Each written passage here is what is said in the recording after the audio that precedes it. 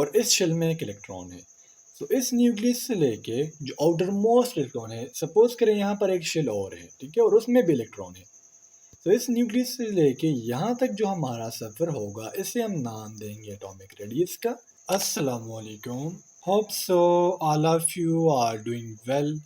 आज की इस वीडियो में इंशाल्लाह हम एफएनएस टेस्ट प्रिपरेशन 2025 के पार्ट नंबर फर्स्ट को डिटेल के साथ डिस्कस करेंगे। स्टूडेंट्स, बहुत टाइम से मैं वीडियो अपलोड नहीं कर रहा, कुछ मसरूफियात की वजह से, और आज से इंशाल्लाह मैं पूरी कोशिश करूंगा कि आप लोगों के लिए डेली वीडियो बना सकूं। सो चले आइए अपने वीडियो को स्टार्ट करते हैं।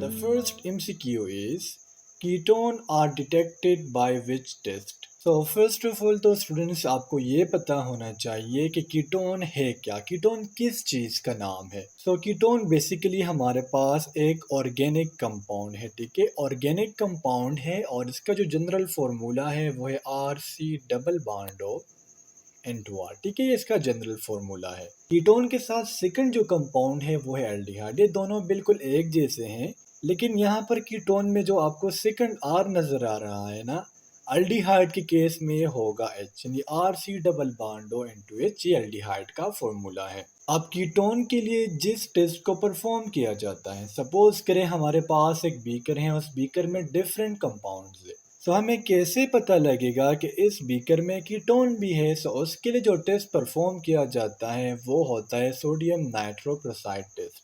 अगर उस बीकर में कीटोन होगा तो सोडियम नाइट्रोक्लोराइड टेस्ट पॉजिटिव आएगा, और अगर नहीं होगा तो सोडियम नाइट्रोक्लोराइड टेस्ट नेगेटिव आएगा। इसके अलावा जिस तरह मैंने आपको शुरू में बताया, एक होता है एल्डिहाइड, ठीक है। तो एल्डिहाइड के डिटेक्शन के लिए जो सा टेस्ट परफॉर्म किया जाता है वो है tolerance test. And SKU number 2 is Lucas test is used for the detection of.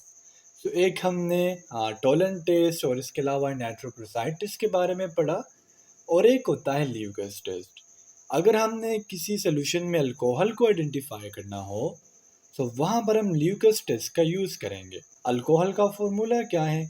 Alcohol का फॉर्मूला है RN2OH, ठीक है। जहाँ भी आपको R आएगा, R क्या है? CH3 CH2, कोई भी मिथाइल ग्रुप हो सकता है, और अगर उसके एंड पर OH आपको नजर आए तो आप समझ लीजिए कि ये अल्कोहल है। ये जो मैंने आपको ल्यूकस टेस्ट बताया, इसके ज़रिए हम अल्कोहल के 3 टाइप्स को सेपरेट करते हैं। अल्कोहल के 3 टाइप्स है, ठीक है, प्राइमरी अल्कोहल, सेकेंडरी अल्कोहल है, tertiary alcohol. SKU number 3 is which of the following is different from the rest. हमें 4 ऑप्शन दिए गए हैं और हमसे पूछा जा रहा है कि इसमें कौन सा ऑप्शन डिफरेंट है। तो यहाँ पर जो पांडा है ये वाला ऑप्शन डिफरेंट है। बकाया अगर हम मंकी की बात करें, चिंपैंजी की बात करें, एप की बात करें, इन तीनों की जो स्पीशी हैं, जो जीनस है, वो सेम है, और पांडा यहाँ पर डिफरेंट है। Number 4 is number of muscles in human arm are. So students, muscle हमारे पास ऐसे सेल्स होते हैं जो कॉन्ट्रैक्ट भी करते हैं और रिलैक्स भी करते हैं, और ह्यूमन आर्म में जो टोटल मसल्स है वो है 24।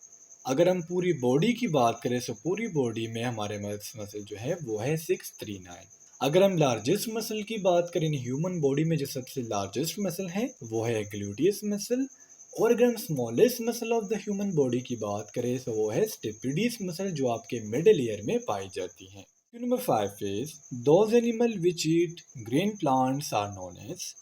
तो ऐसे एनिमल्स जो ग्रीन प्लांट्स को खाते हैं, इसे हम नाम देते हैं हर्बीवर्स का। ऐसे एनिमल्स जो गोश्त को खाते हैं, मीट को खाते हैं, वो होते हैं कार्निवर्स। और ऐसे एनिमल्स या ऐसे जानदार जो हर चीज़ को खाते हैं, यानी हर्बीवर्स भी खाते हैं, कार्निवर्स भी खाते हैं, तो उसे हम नाम देते हैं ओमनिवर्स का। और ह्यूमन हमारे पास ओमनिवर का एक बेस्ट एग्जाम्पल है। MCQ number 6 is which hormone is released in women during child birth. So आपने ऑक्सीटोसिन का नाम तो सुना होगा, ठीक है। ऑक्सीटोसिन जो है ये एक ऐसा हार्मोन है जो हमारे पोस्टीरियर पिट्यूटरी से रिलीज होता है, ठीक है।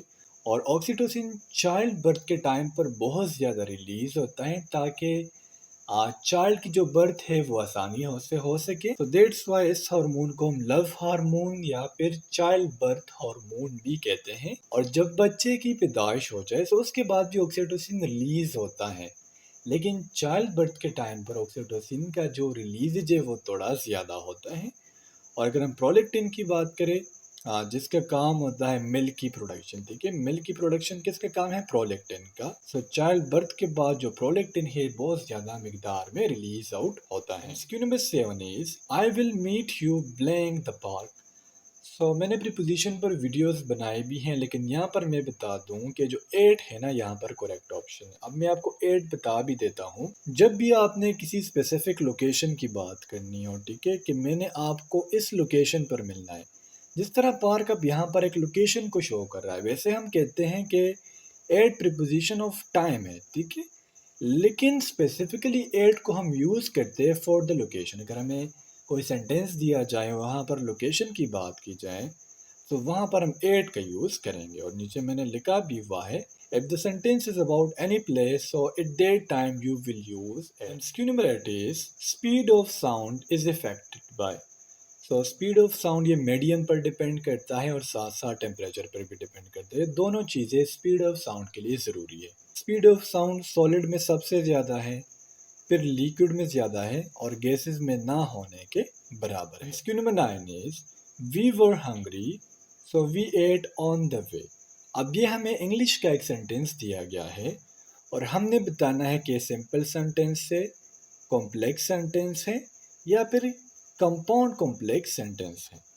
अगर हमें एक सेंटेंस दिया गया है, सपोज करें मैं कहूँ आई ईट, मैं खाता हूँ, तो वो सिंपल सेंटेंस होगा, सिंपल एक ही उसमें क्लॉज है। लेकिन अगर हमें एक सेंटेंस ऐसे दिया जाए जिसमें कॉमा हो, एंड लगाया गया हो, तो इस सेंटेंस को हम नाम देंगे कंपाउंड सेंटेंस का। यहाँ पर मैंने लिखा हुआ है a sentence which have two independent clauses is known as compound sentence. अब यहाँ पर इंडिपेंडेंट क्लॉजेस कैसे हैं? देखिए, वी वर हैंग्री एक सेंटेंस हो गया, एक क्लॉज हो गया।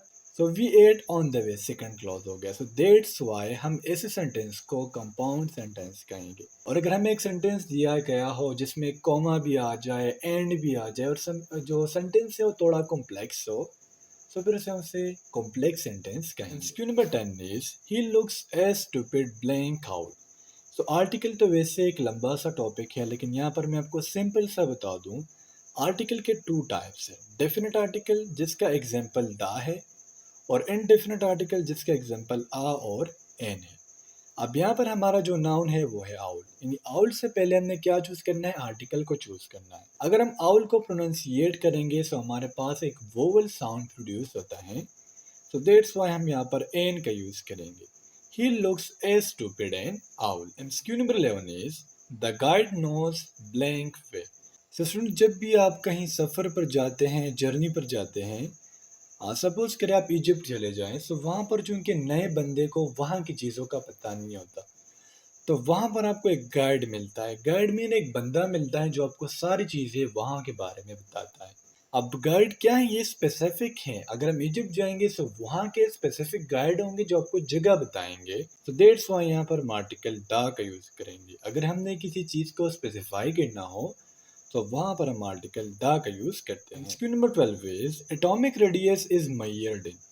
एटॉमिक रेडियस है क्या? सपोज करें हमारे पास न्यूक्लियस है, ठीक है, और ये हमारे पास एक शेल है, और इस शेल में एक इलेक्ट्रॉन है।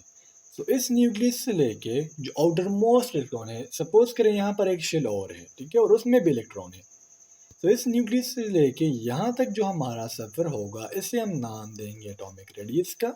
और एटॉमिक रेडियस के लिए जो यूनिट है वो है एंगस्ट्रॉम, ठीक है। अदर यूनिट्स में भी हम इसे मेजर करते हैं, वो कौन कौन से हैं? नैनोमीटर है और पिकोमीटर है, ठीक है। नैनोमीटर एंड पिकोमीटर, ये 2 यूनिट है जिसमें हम ऑलरेडी, यानी हम एक एंगस्ट्रॉम यूज कर सकते हैं, और सेकेंडली नैनोमीटर और पिकोमीटर भी यूज कर सकते हैं। एटॉमिक रेडियस को मेजर करने के लिए जो मेथड यूज किया जाता है वो है X-ray diffraction method. And question number 13 is what come next in the following series. हमें एक सीरीज दिया गया है और मैंने आपको यहाँ पर तरीका बताया हुआ है, ठीक है। आपने सारे डिजिट्स का स्क्वायर लेना है।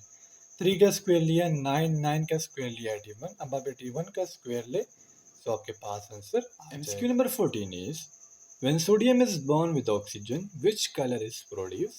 सोडियम का जो एटॉमिक नंबर है वो है 23, और ऑक्सीजन का है 8, ठीक है। सॉरी, एटॉमिक नंबर सोडियम का 11 है, मैस नंबर 23 है। ऑक्सीजन का एटॉमिक नंबर 8 और मैस नंबर 16 है। तो जब भी आप सोडियम और ऑक्सीजन को बर्न करोगे तो आपके पास एक येलो कलर आएगा, और अगर आपने मैग्नीशियम को ऑक्सीजन के साथ बॉन्ड किया तो आपके पास वाइट कलर आएगा। MCQ number 15 is which of the following is called sound box और वॉइस बॉक्स। हमारे बॉडी में एक ऐसी जगह भी है जिसे हम साउंड बॉक्स कहते हैं, सो वो है लैरिंग्स। अब मैं आपको रीजन भी बताता हूँ कि लैरिंग्स को साउंड बॉक्स क्यों कहा जाता है। लैरिंग्स में बेसिकली हमारे पास एक थ्रेड लाइक स्ट्रक्चर होता है जिसे हम नाम देते हैं वोकल कॉर्ड का, और जब भी वोकल कॉर्ड वाइब्रेट करता है तो इससे हमारे पास प्रोड्यूस होती है साउंड। सो दैट्स वाई हम लैरिंग्स को साउंड बॉक्स या वॉइस बॉक्स कहते हैं। और लैरिंग्स के ऊपर कुछ ओपनिंग्स होते हैं, कुछ उसके सुराख खुले होते हैं जिसे हम नाम देते हैं ग्लॉटिस का। सपोज करें आप कह लें कि जो ओपनिंग है ग्लॉटिस ये डस्टबिन है, और अगर आप डस्टबिन के ऊपर कोई सर रख ले तो वो कहलाता है एपिग्लॉटिस। तो स्टूडेंट्स ये थे आप लोगों के आज के MCQs। होप सो आपको तमाम MCQs क्लियर हुए होंगे। नेक्स्ट वीडियो में मिलते हैं। अल्लाह हाफिज़।